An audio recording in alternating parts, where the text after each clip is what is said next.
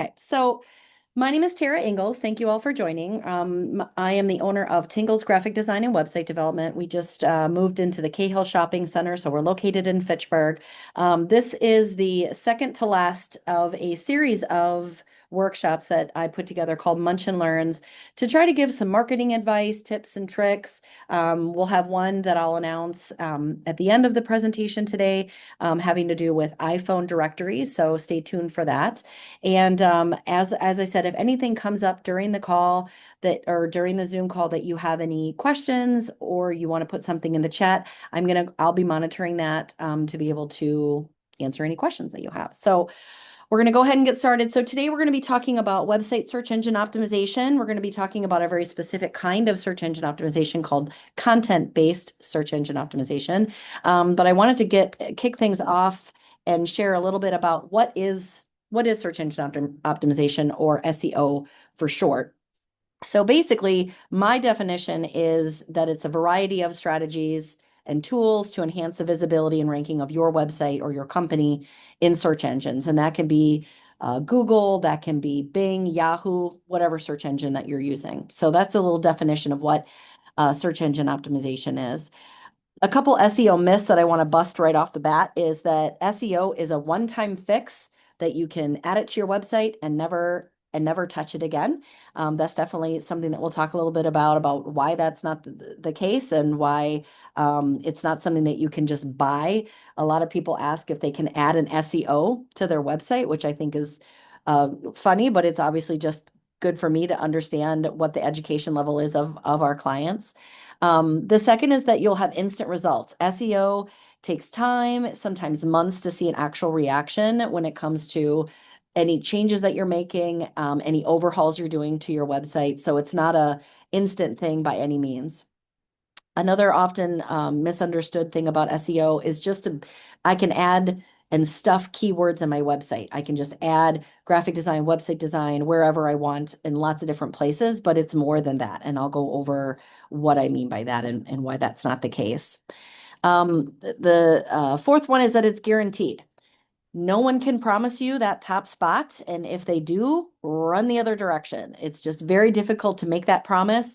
I don't even make that promise to my website design clients, but I will tell you that if you build your website correctly, it's definitely going to surpass your competition if you have keywords in the areas that we're going to talk about today. And then the last is that it's cheap.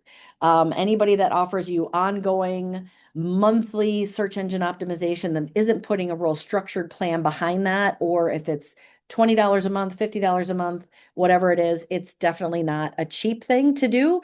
And it often takes time. Just like building a brand, it takes several hours. It could take several months.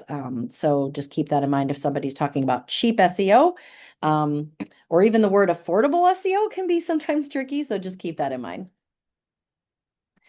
All right, next, what is SEO then? So SEO is a consistent effort for long-term results. It's a strategy, so it's a toolbox of strategies, and we're going to be talking about just one of them today called content-based, but it's basically strategies to help search engines understand who you are, what keywords you're trying to find, and who your target audience is.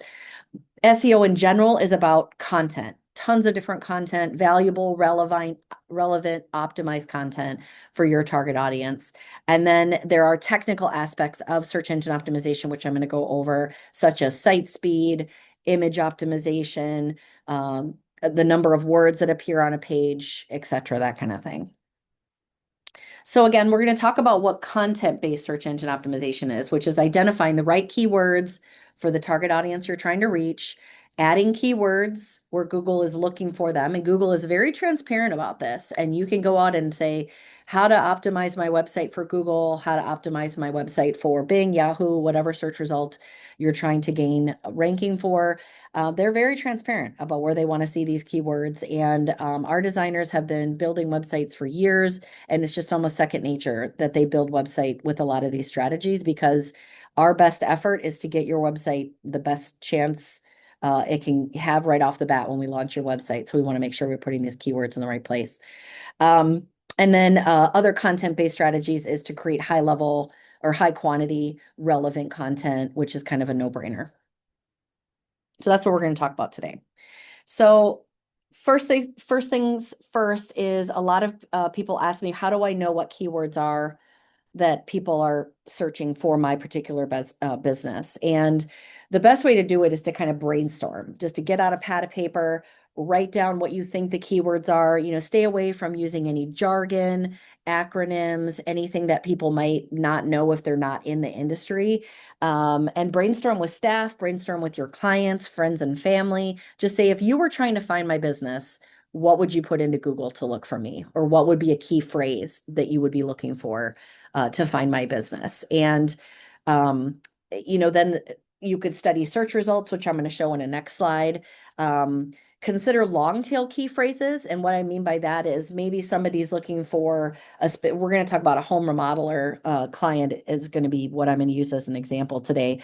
But consider long tail key phrases like senior, I would not think I should have thought of a couple, but more than just one word or two words. So it could be like senior citizen or senior housing, Madison, Wisconsin, or um, basement remodeler, Madison, Wisconsin, or something like that. So putting multiple words instead of just the word remodel, put in basement remodeler, kitchen remodeler, those kinds of things. So that's what I mean by long tail. And they can get pretty long, but I would say stick to like 3 to 5 keywords for the long tail.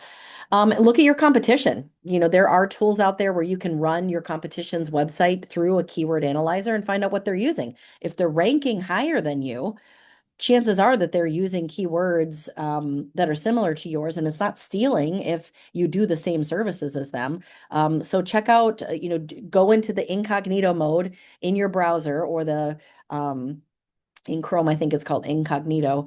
But what that does is it opens up like a fresh new session, and it doesn't take any of the prior sessions into account when they're searching for. So like if you're going to your website a lot, it will take that out of the search query kind of consideration. So you can put in remodeler Madison and find out who's, going high, who's higher than you in your search results. So that's a great way to try to figure it out. And then obviously testing and measuring. So putting in certain keywords, looking to see if other keywords are going to perform better. Again, remodeler, remodeling, those words are very different words. I mean, they're the same kind of word, but they are spelled differently. And in search engine optimization, it is that literal. So that's one way to get keywords. So here are some screenshots that I got from Google. So if you go to Google, just google.com, and you type in home remodel or home renovation, it sort of fills in the blank and gives you all these suggestions underneath. That is a really great way to figure out what are people searching for and fill in some of those long tail keywords that you might not have thought about. The other thing in search results that come up are these frequently asked questions. In what order should you renovate a house? What's a realistic budget for home renovation? And then down at the bottom, in some you'll find other keyword suggestions for the different key phrases that you might be looking for. So that's a great place to start if you don't have access to like Google AdWords or any of those kinds of tools. These are the three that I use to look for relevant keywords for our clients. So Google's keyword planner is one, keyword tool IO, and you can actually, that's a website you can put your competitor website links in to figure out what they're using. And then SEMrush. SEMrush is an expensive tool, but if this is something that you're doing, if you're on the call and you're a marketing agency, this might be a tool that you want to invest in to determine, again, you can put in competitors, you can run your current website through there and find out what your top keywords are and things like that. So that's a little bit about keywords. So once you get your list of keywords, where do they go? Where do you put them? So I'm going to go through 6 areas where you should be optimizing your website for these keywords once you find them. Again, if you have any questions as I plow through this, please just come on unmute and let me know what your questions are. I know some of this can be really confusing to people, but I tried to pare it down a little bit so that it makes sense for you. So the first often overlooked keyword area is in the page name of the website. So for example, instead of having services, Precision Design Build, put in home dash remodeling dash services. So they're not only in that URL getting Precision Design Build Inc., which is their company name, but they're also getting in home remodeling services. So be sure that you're not putting in like home or services or something generic that doesn't really talk about what your organization does. And one of the most often questions that I get is, "Hey Tara, I already have my website built. I don't want to have to go in and change all these service names." If you have WordPress, WordPress will automatically create what's called a URL redirect as you're changing those names. So if, let's say, you had services before and you change it to home remodeling services, it will actually create a URL redirect in WordPress at the time that you do that, if you're in the most current version of WordPress. Squarespace doesn't do it automatically, but you can go in and make a URL mapping so that if you change the name, you can put in the mapping so that if it was services before, it will automatically redirect to that new one. You want any search engine optimization value of that old page to port over to the new page. So it's important to do those 301 redirects or URL remapping. So that's page names. And this also goes into consideration when you're picking your domain name. Be careful to stay away from acronyms. If you need to add things to get your domain name, you can put dashes between your company name. If you can't get your company name, I'd recommend using keywords. So yourrealestateadvisor.com if you can't get, your particular company name as the domain name. So that's just a little bit of keyword analyzing in there as well. So, all right, next is the title tag. So this is a piece of hidden code that is either managed through WordPress using something called Yoast SEO is a plugin that I'd recommend you checking out if you have a WordPress site. Squarespace, it's just part of the settings of the page where you can put in the title tag. You only get a certain number of characters, and I'll show you in a second where this title tag becomes important. You only get a certain number of characters. So you're going to want to put your service before your name. So in this case, where it says home renovation, Madison, Wisconsin, and then it also has Precision Design Build after it, but it's truncated, so you can't see it here. But the title tag, if you think of your title tag as sort of being the spine of a book, when you're perusing through a library, you're looking for the spine, and that's the title of the page. The title tag should be different on every web page.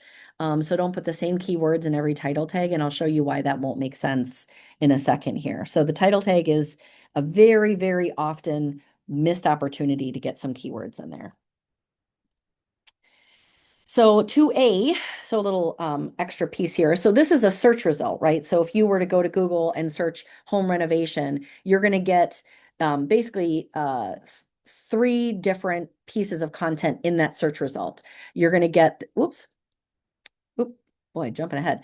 The precisiondesignbuild.com, this is his homepage, but if this was his subpage, you would have that /home remodel URL there. Then you have your title tag. So here you have Precision Design Build Home Renovation, Madison, Wisconsin. This is his homepage again. And then you have something called a meta description. So a meta description is hidden from view when you go to a website page, but it shows up in search results. And if you don't tell Google what you want the meta description to be, it will just take the first sentence of the web page, the first piece of body copy. That's good and bad. At least it puts something in there. But the bad thing is that you can actually change this to be a little bit more salesy. So in this particular situation, it says when the details matter with your home renovation project, call Precision Design Build, your quality residential builder located in Madison, Wisconsin. I've actually seen people put phone numbers right in here. I've seen them put email links, whatever. So the meta description, again, it will just default to the first sentence of the page, but it's a missed opportunity for you not to put in something a little bit more salesy. You can actually use ChatGPT to write these for you. Or there's now AI tools like in Squarespace, which is our preferred developing platform, actually has a tool right in it that will read the page and say, hey, you might want to put this meta description in. It might help your SEO. All right, headlines. So instead of saying welcome to Precision, you're wanting to get your home renovation. So home renovation is their keyword for this homepage in particular. getting a titled H1 tag in there. So when you build a website, there's kind of all this back end code that is important. And a lot of website builders, if you're using a design firm, they'll choose what's called an H1, which is the headline of the page, which is usually the biggest font on the homepage. And then the design and build, you'll notice down this page is like a H2. You can go all the way to H4 or five, I think. And then the same thing you can do with paragraph tags. You can do paragraph one, paragraph two.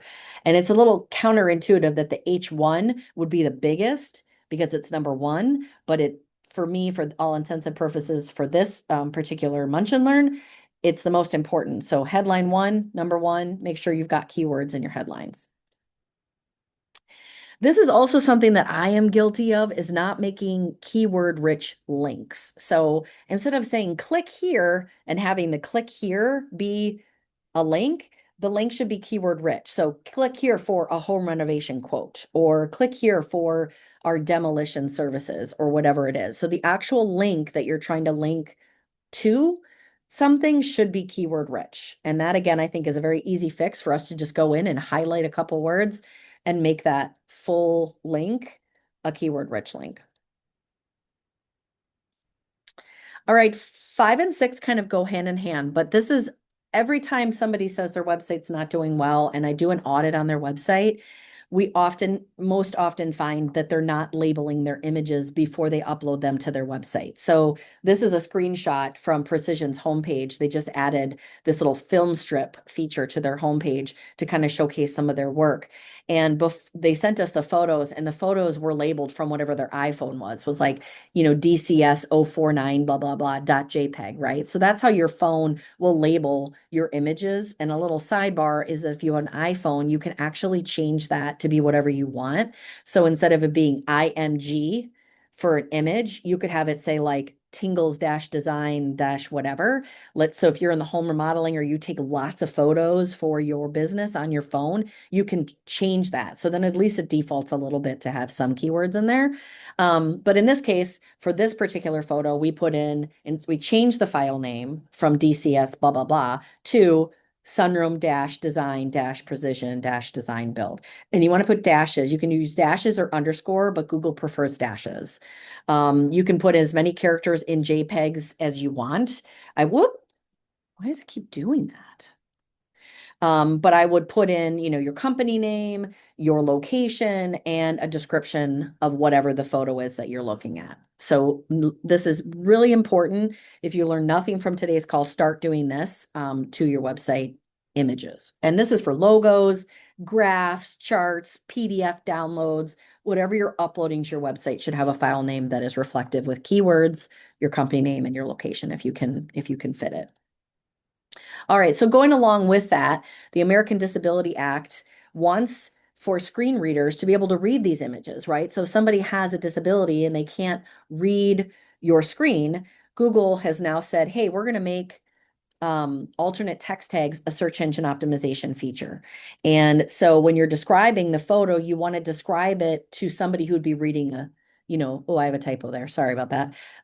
Reading the page. So custom sunroom design and remodel in Madison, Wisconsin. So is your company name really important here? Yes, you could put it in, but again, we're wanting to optimize keywords because somebody's searching for keywords, not necessarily your business name, because if they knew your business name, they would just type in precision and they'd be able to find you. So putting in, a description of what those pictures are, again, huge missed opportunity.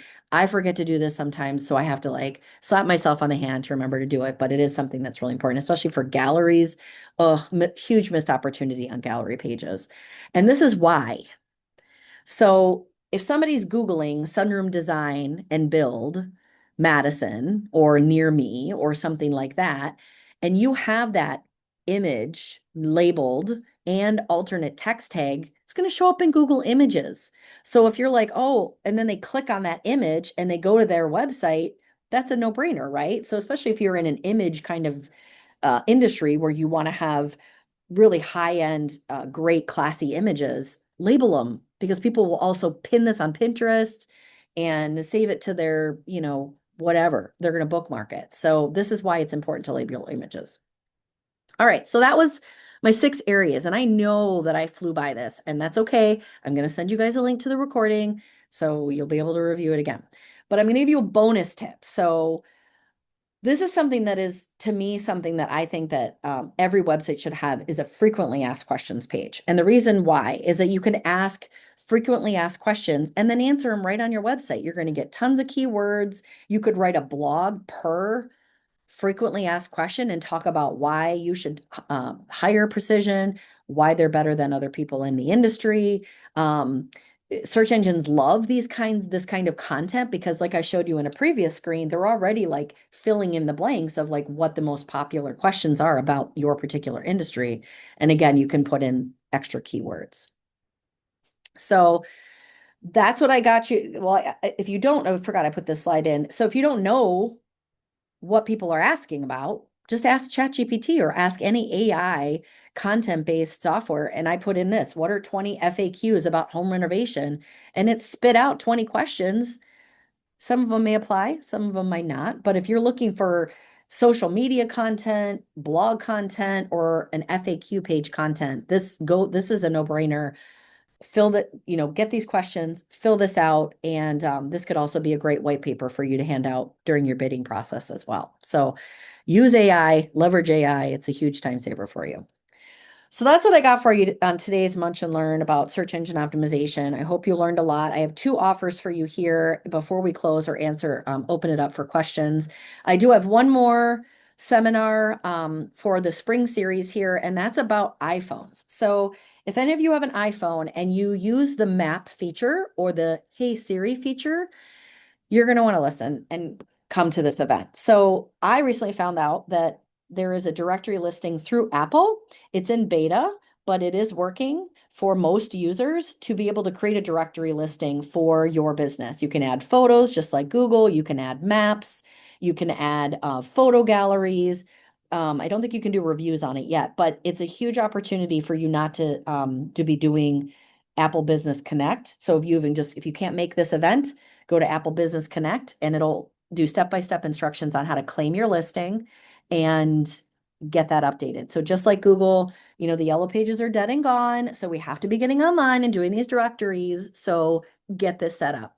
So go to tingles.com/events. It's free and bring a friend. Okay. So the other offer I have for you today is this is a screenshot of what my SEO snapshots look like. So it's an audit. It will scan your website and then provide you with a multi-page PDF report of all of the different areas where your website might be keyword deficient. I'm just going to give you the homepage because whatever you do on your homepage is probably happening throughout your website. If you want more pages done for your website, let me know.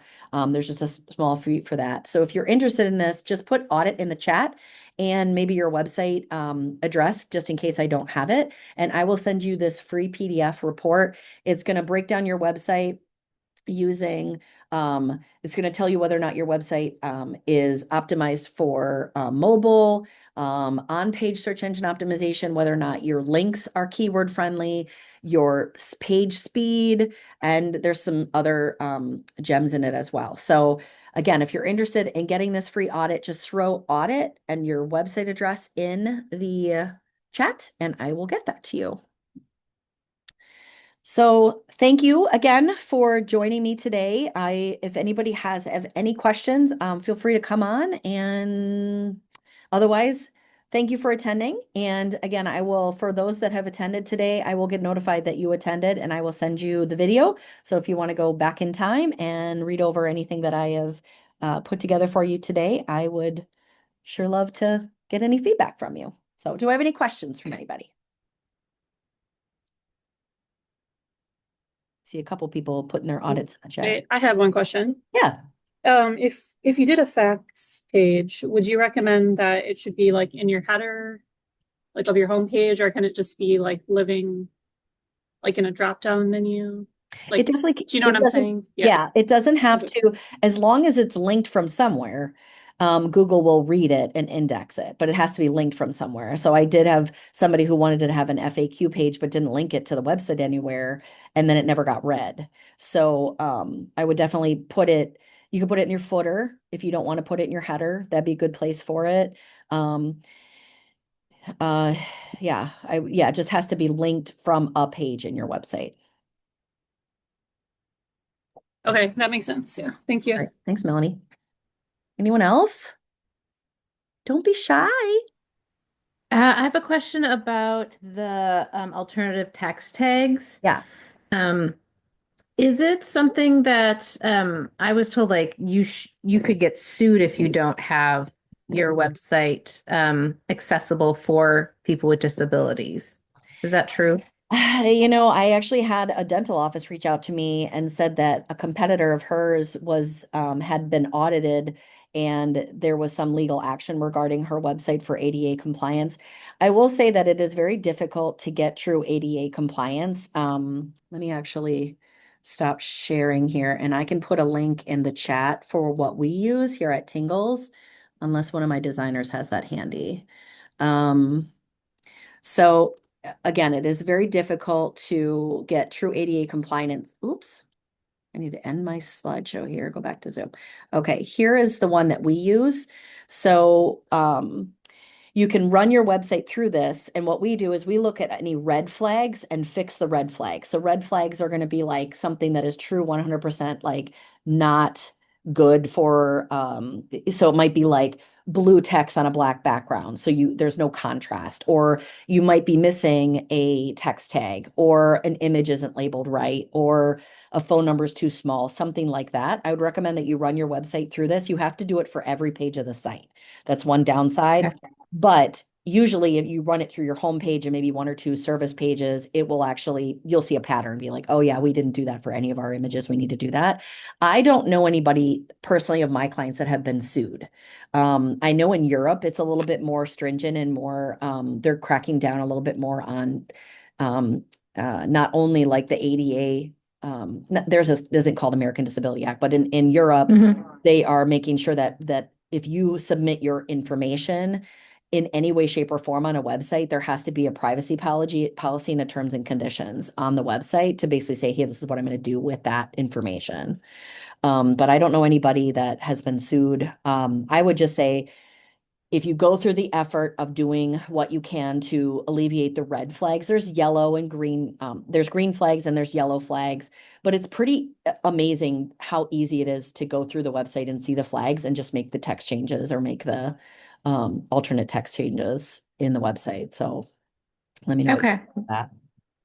That and like, does every website should have a privacy policy? Like, if you have any like forms where you take someone's information, do you have to? I feel like I have just a generic policy that, we won't sell the information that you provide if you contact us or things like that. Yeah, I think every website should have some sort of a privacy policy and terms and conditions. We typically recommend that, I mean, you could go out and get templates all over the place, but I've had somebody just have a very simple one that just says, this particular form is submitted for, sales purposes. You will be added to our mailing list. You will be, Hmm. so I think, yes, you should have a privacy policy, even if it's a short one that just covers you in case somebody says, hey, I signed up for something and now I'm getting solicited, but I didn't know. As long as it's linked, in the website, I believe there's like GDPR guidelines and protocols, something, I don't know what the acronym is, but it is something along those lines where it's just basically covering yourself for taking that information and being transparent with what you're doing with it. So yeah, Okay. I would say yes. Thanks. Yeah. All right. Well, I'll let you guys go. Look at that. We did it in almost 30 minutes. Super happy about that. You got the rest of your lunch to go out and enjoy the nice weather. Thank you all for attending today. If you have any suggestions for future Munch and Learns, please let me know. I'd be happy to jump on and give anybody any advice about anything. Have a great rest of your day. Bye, everyone.